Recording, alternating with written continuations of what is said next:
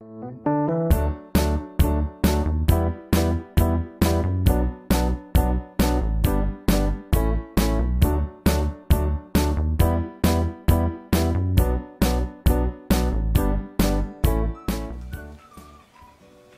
عليكم. اليوم جبت لكم خبز الكوشه. نبداو في المقادير. 500 غرام فرينه، مغرفه صغيره ملح، مغرفه كبيره زبده، ومغرفه كبيره زيت، مغرفه كبيره غبره الحليب اللحظه، مغرفه صغيره لا ليفور شيميك، ومغرفه كبيره تاع الخبز، الخميره تاع الخبز، ومعاها نص سكر. تواسيو شويه حبه حلاوه، مغرفه كبيره خل، وطبيعه الحال تتلم بالماء. نبداو في التحضير. نواسيو هذاك الملح تاعنا، هكذا نواسيو الملح تاعنا، نسيو نخلطوه باش كي نواسيو ديك الخميره تاع الخبز ما يتلاقاوش. هكذا في حفره نواسيو ديك غرفه الحليب، مغرفه صغيره تاع لا ليفور شيميك هكذا، مغرفه كبيره زبده ومغرفه كبيره زيت،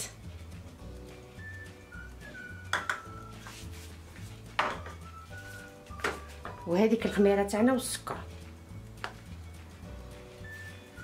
هكذا تواسيو مع بعض، حبه حلاوه، تواسيو كونتيتي مليحه، تمدبلنا مليحه الخبز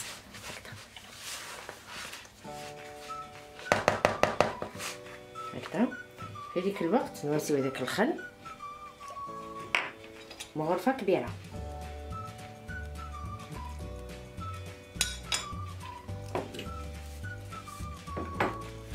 نلموها بالماء.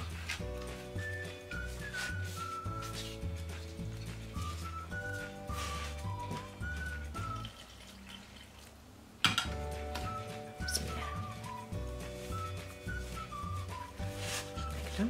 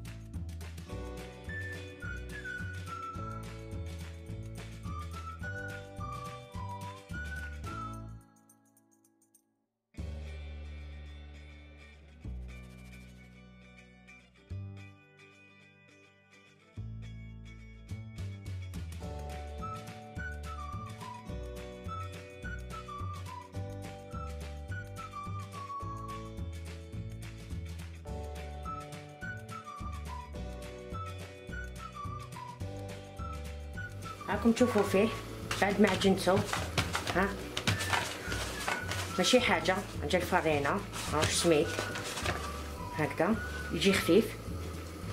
شدوا البول تاعكم وسيولو شويه زيت هكذا باش كي تحطوه ما يسقلكمش هكذا. نحطو هذيك العجينه تاعنا،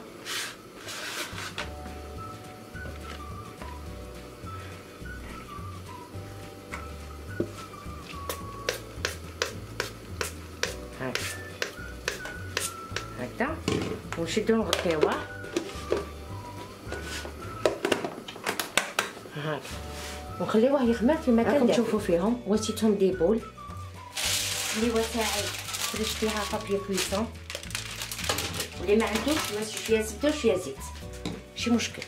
ها هكذا نحكمو البول تاعنا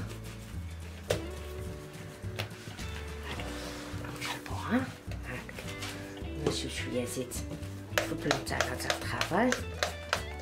بطبيعة الحال يكون نقي هكذا. نسيو هكذا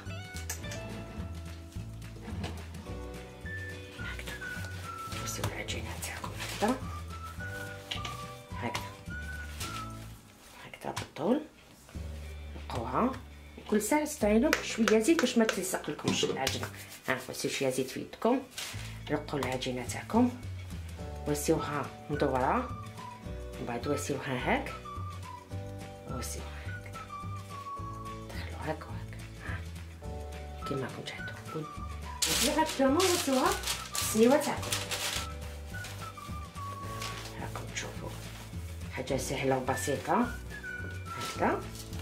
وسيو الدبيرات هكذا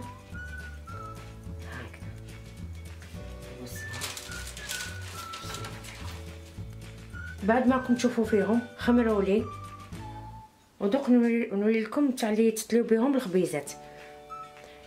الانسان ماشي كل يوم تكون عندكم البيض ولا ما يكونش عندكم، ماشي كل يوم يجبد بيضه يتلي بها، لا كاين امكانيات توسي بالحليب توسي بالماء، يعني كل خطره. انا هنايا وسيت تاع التلميع، وسيت مغرفه كبيره تاع اللحظه البودره، وسيت مغرفه صغيره تاع قهوه سريعه الذوبان نسكافيه، ووسيت 2 مغارف ماء، ووسيت مغرفه صغيره تاع السكر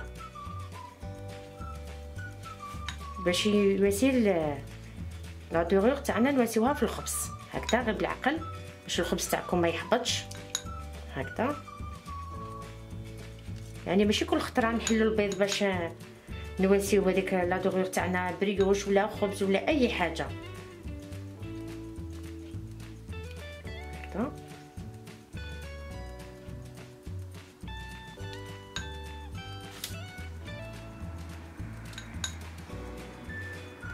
نطيبهم شابين، نطيبوهم على 220 درجه. نسيلهم هاد شويه زرارة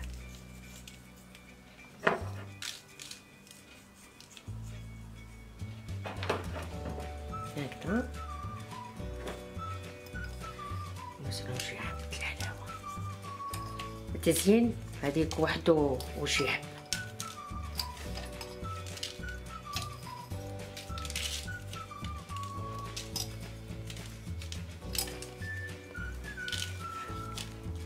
بعد ما راكم تشوفوا الخبز تاعي ما داش 21 دقيقه، ما 15 بين 15 20 يطيب لكم الخبز شباب. وكل واحده والفرن تاعها هذه بطبيعه الحال. راكم تشوفوا فيه سخون، تحبوا يجوز في الاكل ويجوز تشربوا به قهوه، هذه الاختيار يقعد لكم. وان شاء الله يعجبكم هذا الفيديو، وراسلوني وبارطاجوا مع احبابكم، وان شاء الله مازلنا في فيديو اخر. خليتكم على خير، والسلام عليكم ورحمه الله تعالى وبركاته.